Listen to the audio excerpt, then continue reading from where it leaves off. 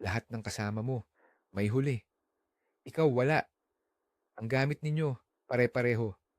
Balancer. Ano ang pinagkaiba? Bakit sa kanila gumagana, pero sa'yo, parang anting-anting na pampalayas ng isda? Ito ang eksenang kinaiinisan ng maraming mangingisda. Yung pakiramdam na parang pinagkakaisahan ka ng tadhana. Ngayon, pag-uusapan natin kung bakit ang isa sa pinaka-epektibong pain, ang balancer, ay nagiging walang kwenta sa kamay ng marami. At bibigyan ko kayo ng isang sagot na hindi nyo maririnig sa iba. Isang detalye na babago sa lahat ng alam ninyo tungkol sa pain na ito. Manatili kayo dahil baka ang sagot sa matagal nyo ng tanong ay nasa video na ito. Sa tingin nyo ba, nasa pain lang talaga ang problema? Or baka naman, nasa gumagamit? Mag-comment na kayo sa ibaba. Ang balancer lure ay may reputasyon bilang isang killer na pain, lalo na sa mga malalamig na lugar. Pero dito sa atin, marami ang sumusubok dahil sa mga napapanood online o sa mga kwento ng mga kaibigan. Ang problema, karamihan ay sumusunod lang sa uso ng walang sapat na kaalaman. Ganito ang nangyayari. Makikita mo sa YouTube o sa kasama mo, ang ganda ng huli gamit ang isang partikular na balancer. Tatakbo ka sa fishing supply, bibili ng kaparehong kapareho. Kulay, sukat, lahat. Tapos, pagdating sa pamingwit, 10 hagis, 20 hagis, wala. Isusuko mo na. Itatabi sa tackle box. At sasabihin, hindi epektibo. Ang cycle na ito ng pagbili, pagkabigo at pagtatago ay pamilyar sa marami. Ang hindi natin alam, ang tagumpay sa balancer ay wala sa pagkopya ng pain, kundi sa pag-unawa sa kaluluwa nito. Unang-una, burahin na natin ang pinakamalaking alamat, ang alamat ng kulay. Marami ang nag-aakala na kapag hindi kumagat ang isda, mali ang kulay ng balancer. Papalitan ng pula, tapos berde, tapos silver. Sasabihin ng katabi mo, "Boss, dapat fire tiger ang gamit mo dito." Pero ang totoo, ang kulay ay pangalawa lamang. Isipin nyo, nasa ilalim ka ng tubig. Madilim. Ang una mong mapapansin ay hindi ang kulay, kundi ang galaw, ang vibration, ang profile ng isang bagay na gumagalaw. Ang kulay ay mahalaga lang kapag malapit na ang isda at handa ng umatake. Pero kung sa simula pa lang ay mali na ang presentasyon mo, kahit paginto ang kulay ng pain mo, hindi ito papansinin. Ang pagiging abala sa pagpapalit ng kulay ay isang distraksyon sa totoong problema. Kaya sa susunod na wala kang makuha, huwag mo munang sisihin ang kulay. Tingnan mo muna ang sarili mong galaw. Kung hindi kulay ang pinakaimportante ito na, ang aksyon. Ang buong mahika ng balancer ay nakasalalay sa kakaibang galaw nito sa ilalim ng tubig. Hindi ito parang ordinaryong minnow o jig. Kapag pinitik mo ito pataas, dapat itong lumangoy pa diagonal at kapag hinayaan mong bumagsak, dapat itong mag-glide pabalik sa gitna na gumagawa ng parang figure 8 or pabilog na pattern. Ito ang galaw na nagtitrigger sa mga isda. Ito yung itsura ng isang sugatan at nalilitong isda, isang madaling target. Karamihan ng mangingisda ay ginagamit ito na parang ordinaryong jig, hila pataas, bagsak pababa. Kapag ganun ang ginawa mo, sinisira mo ang natural na disenyo ng balancer. Para kang may Ferrari, pero ginagamit mo lang pang off-road. Ang layunin mo ay hindi lang itaas baba ang pain. Ang layunin mo ay pasayawin ito sa paraan na hindi kayang labanan ng mga predator. At para makuha ang tamang aksyon na iyon, kailangan mo ng tamang kasangkapan. Dito nagkakamali ang marami. Gumagamit sila ng kahit anong pamalo. Ang problema sa isang matigas or heavy na rod ay hindi nito kayang i-transmit yung kailangan na i-snap sa pain. Ang kailangan mo ay isang fast o extra fast action rod. Ito yung mga pamalo na ang dulo lang ang bumabaluktot. Bakit? Dahil ang isang mabilis at maikling pitik ng iyong pulso, wrist, ay direktang naililipat sa pain na nagbibigay dito ng tamang sipa para mag-glide. Kung ang gamit mo ay isang malambot na pamalo o slow action, ang puwersa mula sa kamay mo ay naaabsorb lang ng pamalo para kang sumusuntok sa unan. Walang direktang epekto. Ang resulta, ang balancer mo ay aangat lang at babagsak, hindi ito gagawa ng nakakaakit na pag-glide. Kaya bago ka pa maghagis, siguraduhin mo na ang pamalo mo ay katulong mo, hindi kalaban. Kasunod ng pamalo ay ang linya. Isa pa itong silent killer ng aksyon ng balancer. Marami sa atin ang sanay sa makakapal na monofilament line para sigurado daw na hindi mapuputol. Pero para sa balancer, ito ay isang malaking pagkakamali. Ang makapal na linya, lalo na ang mono na lumulutang at nag-stretch, ay lumilikha ng sobrang drag or bigat sa tubig. Pinipigilan nito ang balancer na malayang makapag-glide. Isipin mo na sinusubukan mong magpalipad ng saranggola gamit ang isang mabigat na kadena imbes na sinulid. Ganun ang epekto. Ang pinakamainam na gamitin ay isang manipis na braided line na may fluorocarbon leader. Ang braid ay manipis at walang stretch, kaya bawat pitik mo ay direktang nararamdaman ng pain. Ang fluorocarbon leader naman ay halos invisible sa tubig at mas matibay sa abrasion. Ang paggamit ng tamang linya ay hindi lang basta pag-iingat. Ito ay kritikal para buhayin ang totoong ganda ng galaw ng iyong balancer. Ngayon, pumunta tayo sa pinaka-critical na bahagi, ang iyong retrieve. Dito, nagkakaiba ang may huli sa walang huli. Ang salitang ginagamit ng marami ay jerk. Hihilahin o i-jerk nila ang pamalo pataas. Mali. Ang tamang termino at galaw ay flick or snap. Isang maikli, mabilis, at matalas na pitik ng iyong pulso. Hindi braso, hindi buong kamay, kundi pulso lang. Isipin mo na may langaw sa dulo ng pamalo mo at gusto mo itong paalisin sa isang mabilis na galaw. Ganoon dapat. Ang taas ng pag-angat ng dulo ng pamalo ay dapat nasa pagitan lang ng 6 hanggang 12 pulgada. Hindi mo kailangan ng 1 metrong paghila. Ang sobrang lakas at haba ng hila ay magiging sanhi lang ng pag-ikot-ikot at pagkasira ng aksyon ng balancer. Ang isang maikling snap ay sapat na para i-load ang pain at hayaan itong gawin ang kanyang trabaho, ang mag-glide.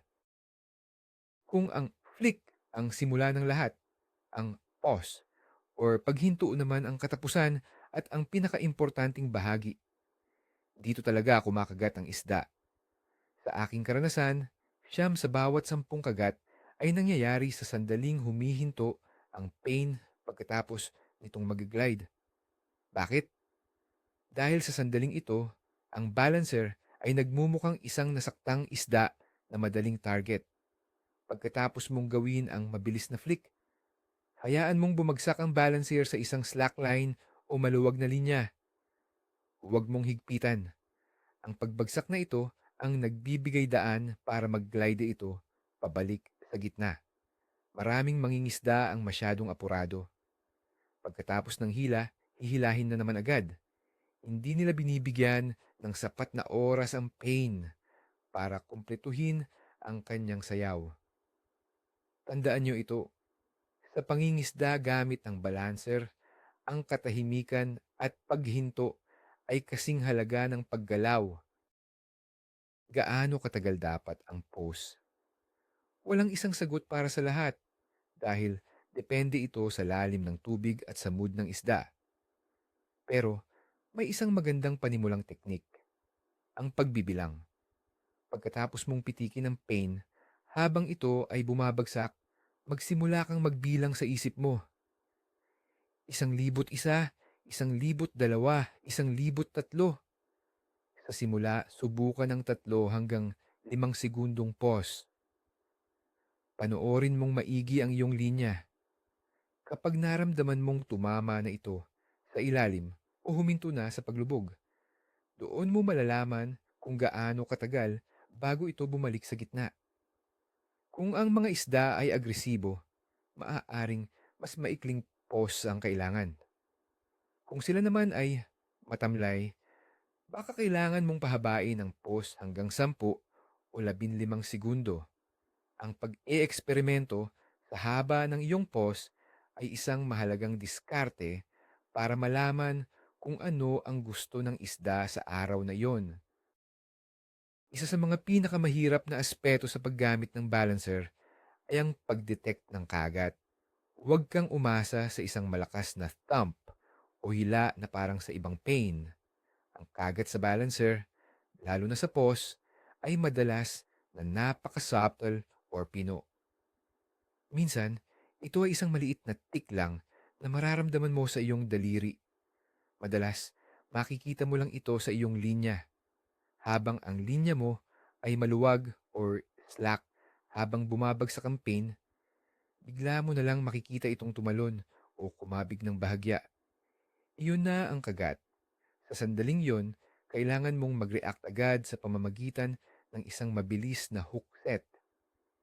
Kung hihintayin mo pang maramdaman ang hila, malamang ay nailuwa na ng isda ang pain. Ang pagiging isang line watcher ay isang kasanayan na kailangan mong i-develop para maging matagumpay sa paggamit ng balancer. Pumunta naman tayo sa koneksyon sa pagitan ng iyong linya at ng pain. Ito ay isang maliit na detalye na may malaking epekto. Marami ang gumagamit ng malalaki at mabibigat na snap or swivel para madaling magpalit ng pain. Ang problema, ang bigat at laki ng mga ito ay sumisira sa balanse at aksyon ng balanser. Tandaan, balanser ang tawag dito dahil ang disenyo nito ay nakasalalay sa perpektong balanse. Ang isang mabigat na snap sa harap ay parang paglalagay ng malaking bato sa ilong ng isang mananayaw. Hindi ito makakagalaw ng maayos. Ang pinakamagandang gawin ay gumamit ng isang maliit at magaan na snap na walang swivel. Or mas maganda pa, matutong gumamit ng loop knot. Ang loop knot ay nagbibigay ng isang maliit na loop kung saan nakakabit ang pain na nagpapahintulot dito na malayang gumalaw at mag-glide. Ang maliit na pagbabagong ito ay maaaring magdulot ng malaking pagkakaiba sa resulta. Usapang sukat naman tayo. Ang karaniwang kasabihan ay malaking pain, malaking isda. Totoo ito minsan, pero hindi palagi, lalo na sa balancer. Ang tamang prinsipyo ay match the hatch o tapatan ang laki ng natural na pagkain ng isda sa lugar. Bago ka maghagis, mag-obserba ka muna.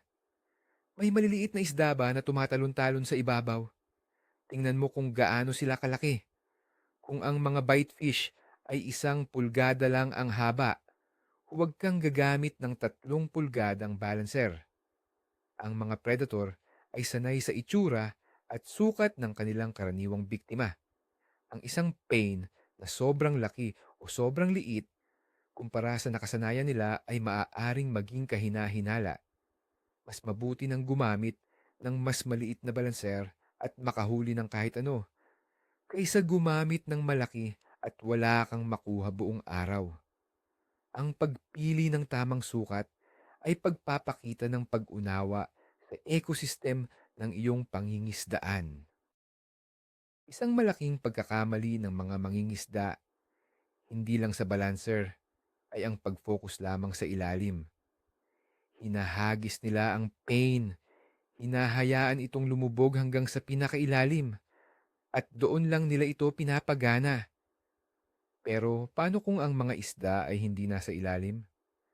Paano kung sila ay suspended o nasa gitnang bahagi ng tubig?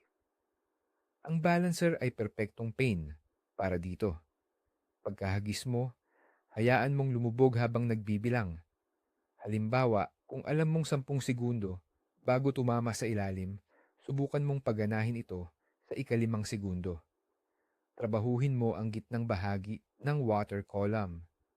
Pagkatapos ng ilang hagis, subukan mo naman sa ika-7 segundo, mas malapit sa ilalim. Ang sistematikong paghahanap sa tamang lalim kung nasaan ang mga aktibong isda ay isang napaka-epektibong diskarte. Huwag mong isipin na ang isda ay laging nag-aabang sa sahig. Ang pasensya ay isang birtud, lalo na sa paggamit ng balancer. Marami sa atin ang masyadong mabilis magpalit ng pwesto. 5 hagis walang kagat, lipat na. Ang kaisipang ito ay hindi epektibo para sa balancer. Ang kakaibang galaw at vibration ng balancer ay idinisenyo para tawagin ang pansin ng isda mula sa malayo. Minsan, kailangan ng isda ng ilang sandali para makita ang iyong pain, maging interesado, at lumapit para mag-imbestiga. Kung lilipat ka agad, baka nasa kalagitnaan na ng paglapit ang isda ay umalis ka na pala. Bigyan mo ng sapat na oras ang isang pwesto. Subukan mong maghagis sa iba't ibang direksyon na parang mga rayos ng gulong. Trabahuhin mo ang lugar ng mabuti bago ka magdesisyon na lumipat. Ang pagiging masyadong mabilis ay senyalis ng kawalan ng tiwala sa iyong pain at pwesto. Mahalaga ring isaalang-alang ang kondisyon ng panahon at tubig. Ang balancer ay hindi palaging ang pinakamahusay na pain para sa lahat ng sitwasyon. Ito ay pinakaepektibo kapag ang mga isda ay medyo matamlay. Halimbawa, kapag malamig ang tubig o pagkatapos dumaan ng isang cold front. Sa mga ganitong pagkakataon, ang mga isda ay ayaw humabol sa mabilis na pain. Ang balancer na mayroon erratic or paiba-ibang galaw na sinusundan ng mahabang pause ay nagbibigay sa kanila ng perpektong oportunidad para sa isang madaling atake. Ito ay isang reaction strike lure. Ginugulat at tinutokso nito ang isda na kumagat kahit hindi sila gutom. Kung ang mga isda ay sobrang agresibo at humahabol sa lahat ng bagay, baka mas epektibo ang ibang pain tulad ng crankbaits. Ang pag-alam kung kailan ilalabas ang balancer mula sa tackle box ay bahagi ng pagiging isang matalinong mangingisda. Alam nyo ba na hindi lahat ng balancer ay perpekto paglabas sa pakete? Minsan, kailangan nila ng kaunting tune-up o pag-aayos. Kung napansin mo na ang iyong balancer ay hindi gumagawa ng magandang glide sa isang direksyon or parang tumatagilid, maaaring kailangan itong i-adjust. Ang paraan para gawin ito ay sa pamamagitan ng bahagyang pag-bend o pagbaluktot sa line tie o sa butas kung saan mo ikinakabit ang iyong linya. Gamit ang isang maliit na pliers.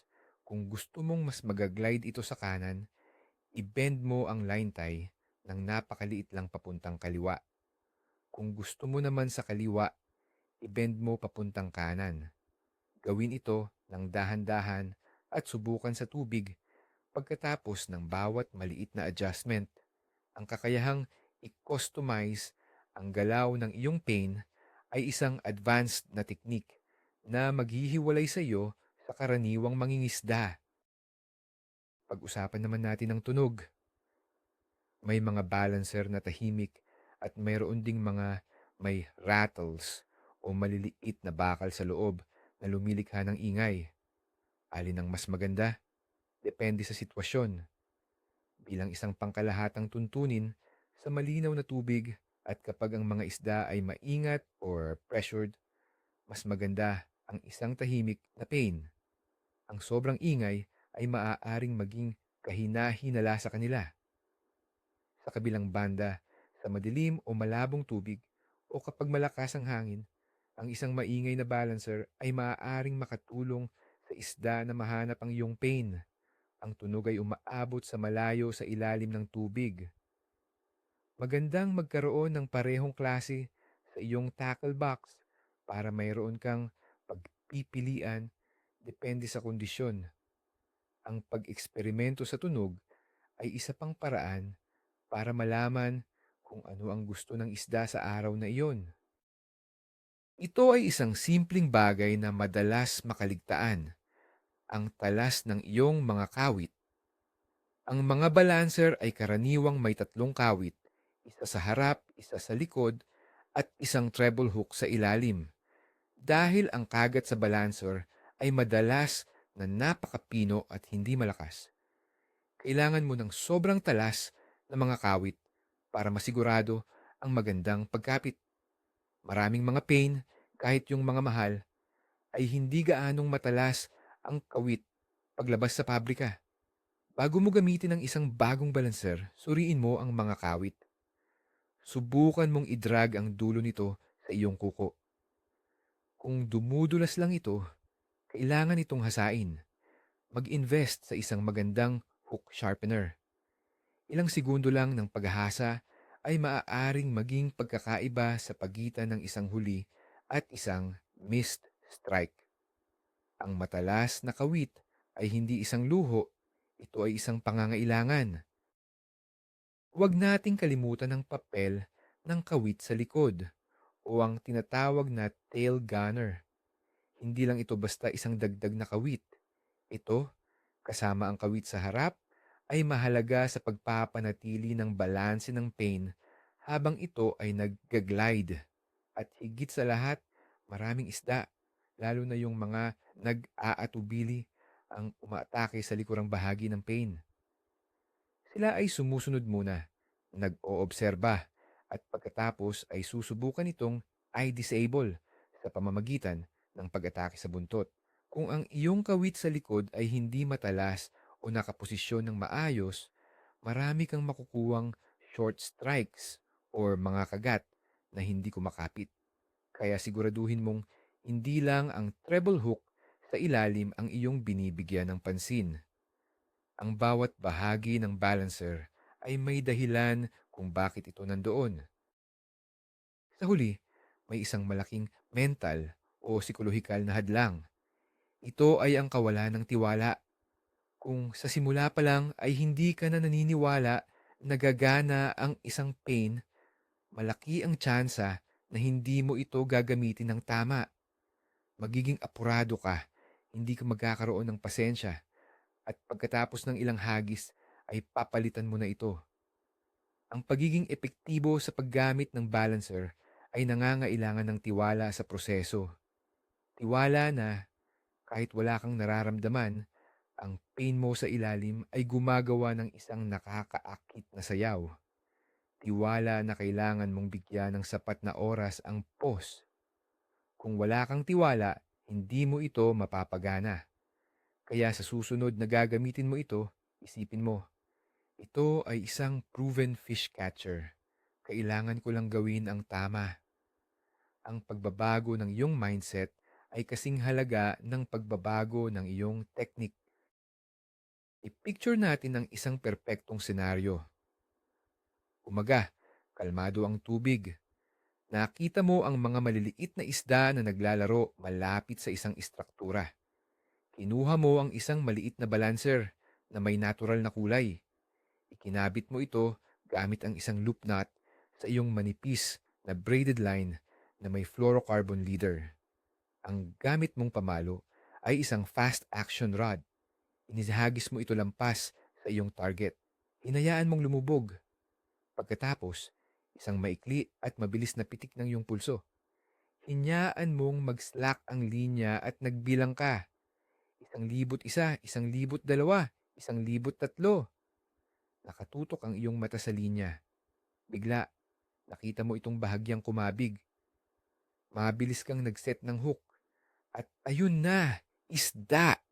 Ang eksenang iyan ay ang resulta ng pagsasama-sama ng lahat ng maliliit na detalye na pinag-usapan natin. Hindi ito swerte.